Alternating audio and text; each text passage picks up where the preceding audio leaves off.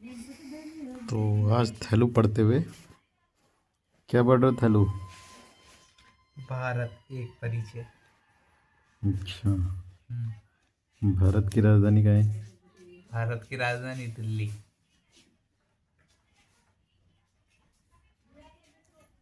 हाँ। हमारा राष्ट्रीय गीत कौन सा है? है राष्ट्रीय गीत कौन सा है हमारा? राष्ट्रगीत वंदे मातरम। राष्ट्रीय गान कौन सा है? जन गण मन। जन गण मन किसने लिखा है? है जन गण मन किसने लिखा है? रविंद्रनाथ टैगोर। और वंदे मातरम? बंकम जी चटर्जी। बंकिम चंद्र चटर्जी। बंकिम चंद्र चटर्जी। उत्तर प्रदेश की राजधानी क्या है? लखनऊ। उत्तराखंड की? देहरादून।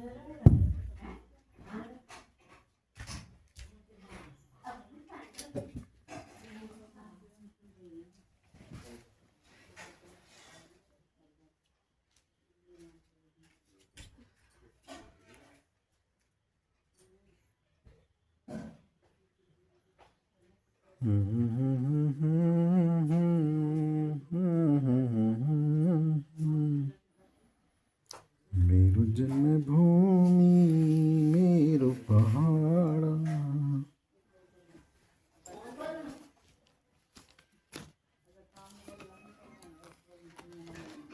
बोलते रहे थे मुंह से बाहर बोल।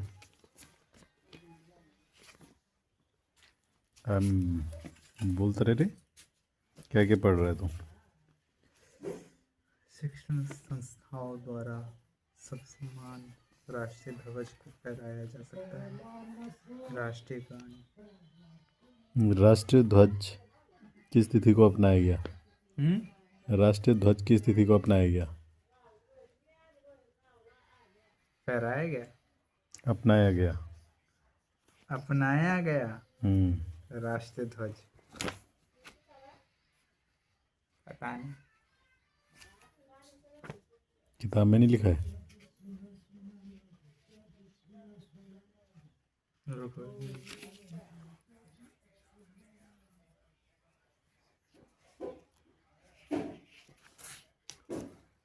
अपनाया गया है।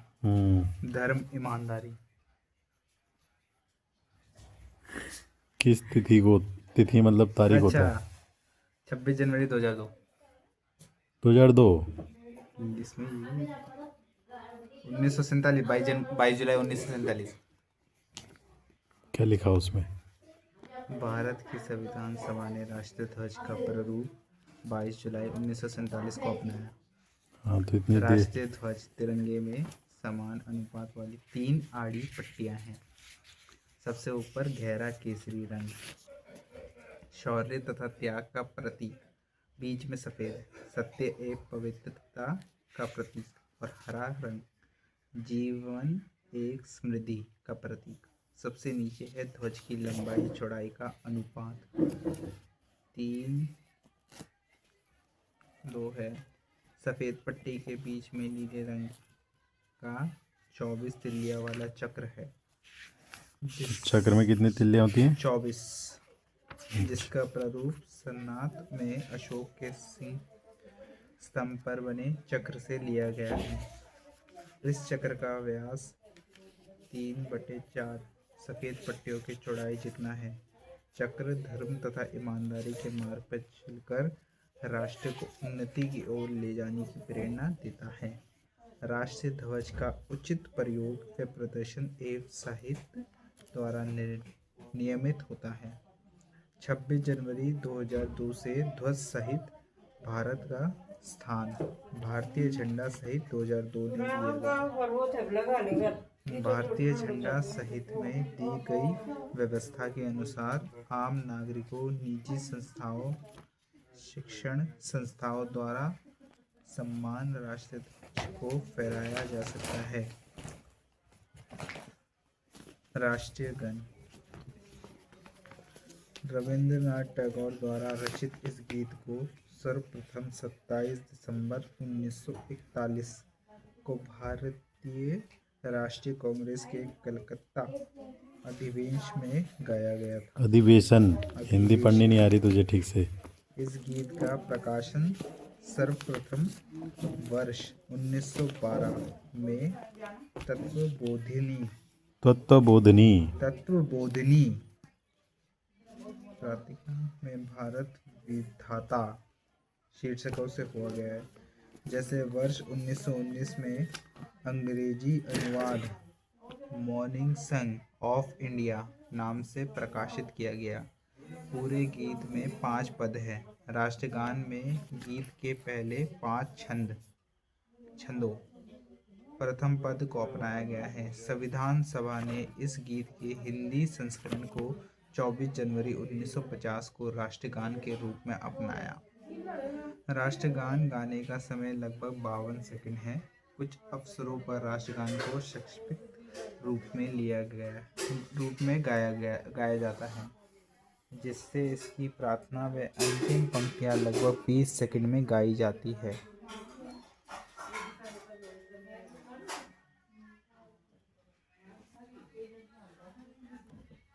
चल।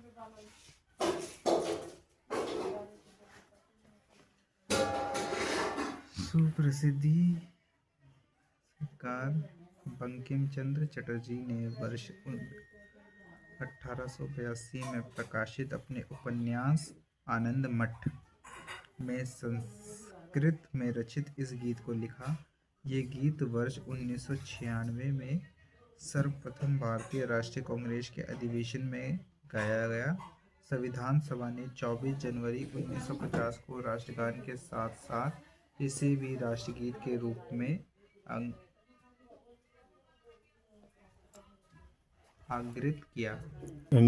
किया गया। इसका अंग्रेजी अनुवाद श्री अरविंद घोष ने किया है। इस गीत का उपयुक्त प्रथम पद ही राष्ट्रगीत के रूप में स्वीकृत है। इसे 62 सेकंड में गाया जाना चाहिए। भट्टाचार्य ने सर्वप्रथम इस गीत को संगीत धुन दिया था।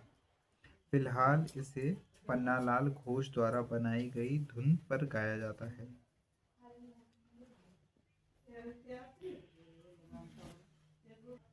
पहले हेडिंग बोल। राजकीय प्रतीक। भारत का राज्य चिन्ह सारनाथ स्थित अशोक सिंह सारनाथ स्थित है ना स्थित अशोक सिंह स्तंभ की अनुकृत है, जो सारनाथ के संग्रहालय में सुरक्षित है। संग्रहालय में मूल स्तंभ में शीर्ष पर 4 सिंह हैं, जो एक दूसरे की ओर पीठ किए हुए हैं। इसके नीचे घंटे के आकार के पद्म में ऊपर एक चित्र वल्लरी में एक हाथी चौकड़ी भरता हुआ, एक घोड़ा, एक सांड तथा सिंह की उभारी हुई मूर्तियां हैं। इसके बीच बीच में चक्र बने हुए हैं, एक ही पत्थर को काट कर बनाए गए हैं। इस सिंह स्तंभ की ऊपर धर्म चक्र रखा हुआ है। भारत सरकार ने ये चिन्ह 26 जनवरी 1950 को अपनाया। इसमें केवल 3 सिंह दिखाई पड़ते हैं, चौथा दिखाई नहीं देता। पट्टी के माध्यम में उभरी हुई नक्काशी में चक्र है, जिसके दाईं ओर एक सांड और बाईं ओर एक घोड़ा, दाईं तथा बाईं छोरों पर अन्य चक्रों के किनारे है। आधार एक पद्म छोड़ दिया गया है। फलक के नीचे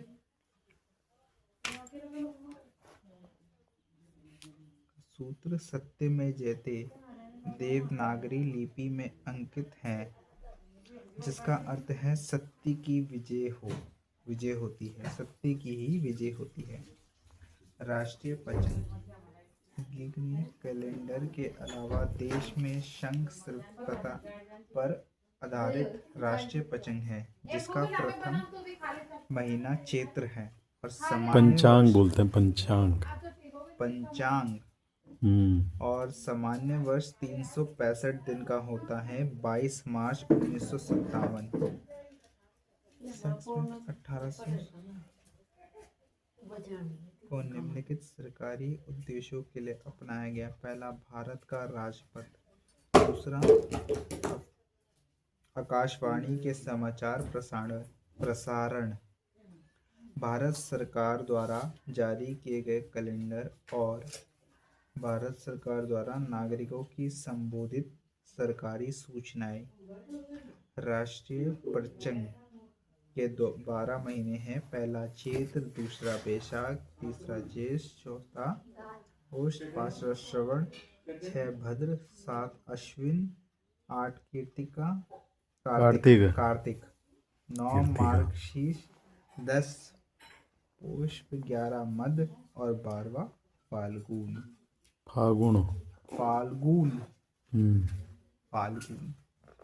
राष्ट्रीय पशु। भारत का राष्ट्रीय पशु बाघ। कौन सा है? बाघ। याद भी रखना है कि कौन सा है राष्ट्रीय पशु। पीले रंग और धारीदार लोमचामी वाला एक पशु है।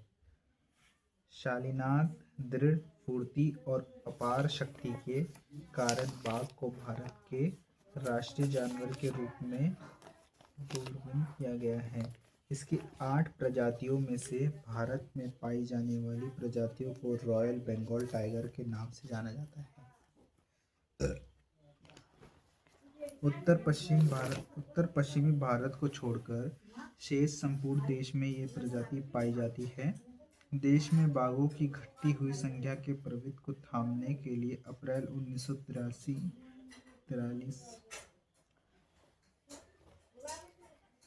1993 में बाघ परियोजना शुरू की गई।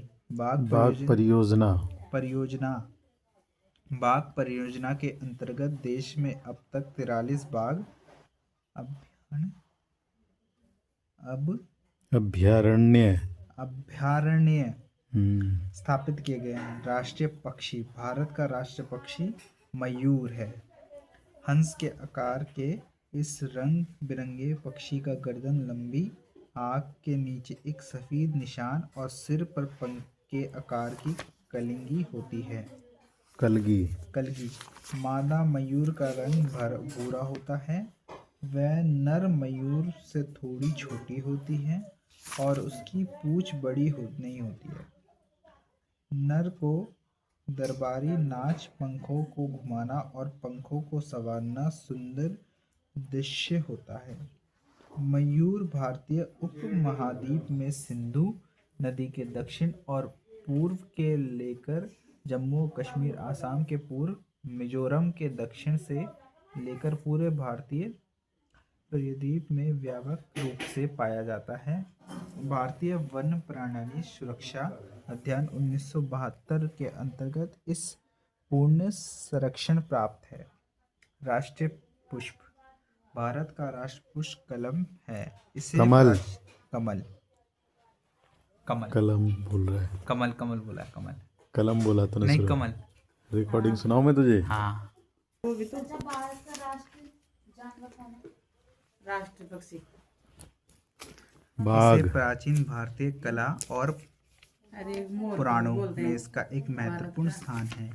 ये प्राचीन काल से ही भारतीय संस्कृति का मांगलिक प्रतीक रहा है। राष्ट्रीय जलीय जीव। 5 मिनट रुक जा। सरकार ने 5 अक्टूबर 2009 को डॉल्फिन को राष्ट्रीय जलीय जीव घोषित किया है।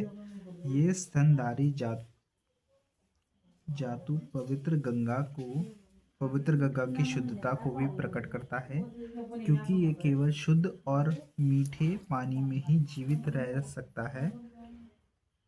गंगोटिक नामक ये मछली लंबे नोकदार मूंछ वाली होती है और इसकी आंखें लेंस रहित होती है, इसलिए ये केवल प्रकाश की दिशा का पता लगाने के साधन के रूप में कार्य करती है। डॉल्फिन की धारणा शक्ति अत्यंत तीव्र होती है। शक्तिशाली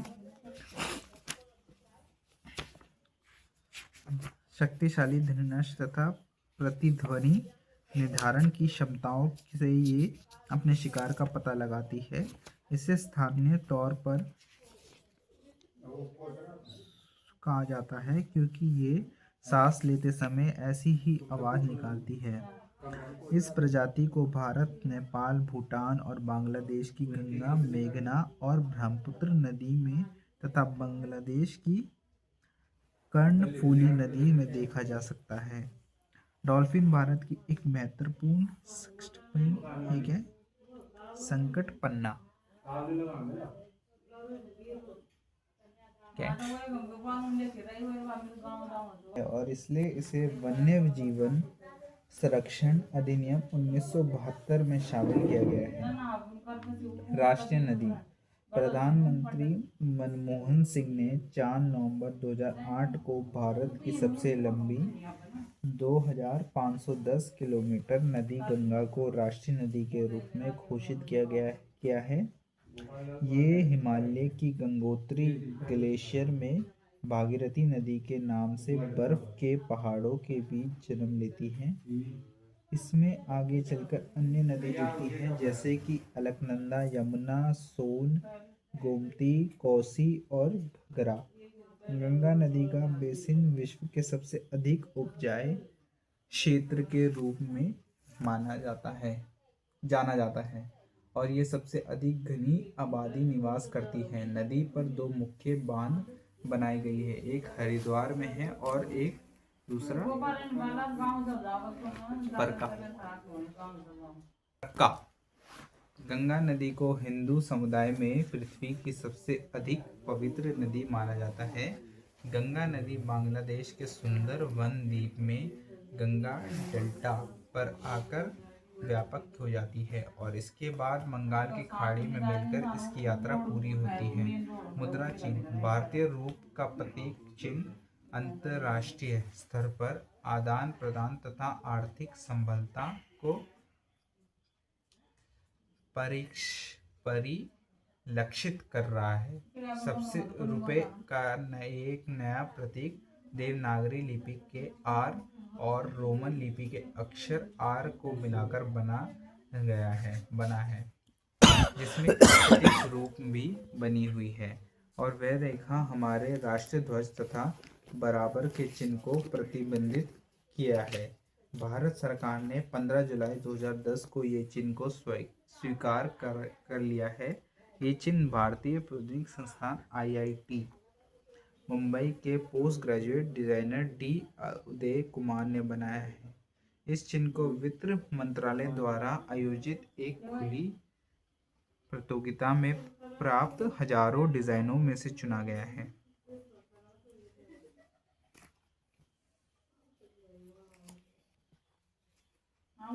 राष्ट्रीय धरोहर पशु केंद्र वन एक पर्यावरण मंत्रालय ने 31 अगस्त 2010 को भारत में हाथियों के भविष्य को सुरक्षित रखने का प्रयास को बढ़ावा देने के लिए उसे राष्ट्रीय धरोहर पशु घोषित करने का निर्णय लिया है। महेश रंगरंजन के अध्यक्ष वाली 12 सदस्यीय टास्क फोर्स की सिफारिशों के बाद किया गया है। मंत्रालय के अनुसार हाथी सदियों से भारतीय संस्कृति का अभिन्न अंग रहे हैं, इसलिए बाघों की तरह इन्हें भी महत्व दिए जाने की जरूरत है। इसके लिए राष्ट्रीय बाघ संरक्षण प्राधिकरण के तर्ज पर राष्ट्रीय हाथी संरक्षण प्राधिकरण का मार्ग प्रशस्त करने के लिए वन्य जीवन संरक्षण कानून में संशोधन की जरूरत है। देश में एशिया के 60% 25,000 हाथी हैं। भारत में वर्ष 1992 में हाथियों के निवास स्थलों, उनके क्षेत्र के संरक्षण और मानव व हाथियों के बीच होने वाली संघर्षों के द्वारा करने की दृष्टि से हाथी बहुल राज्य को वित्त और तकनीकी सहायता के लिए हाथी परियोजना शुरू की गई थी। राष्ट्रीय फल आम, राष्ट्रीय खेल हॉकी, राष्ट्रीय व्याख्या सत्यमेव, राष्ट्रीय भाषा देवनागरी लिपि में लिखी जाने वाली हिंदी, राष्ट्रीय कैलेंडर 28 शासक कनिष्का के राज्यारोहण की तिथि, राष्ट्रीय मुद्रा राष्ट्रीय पिता महात्मा गांधी। संविधान कुछ अंश 26 नवंबर 1949 को तथा पूर्व 26 जनवरी 1950 को लागू हुआ।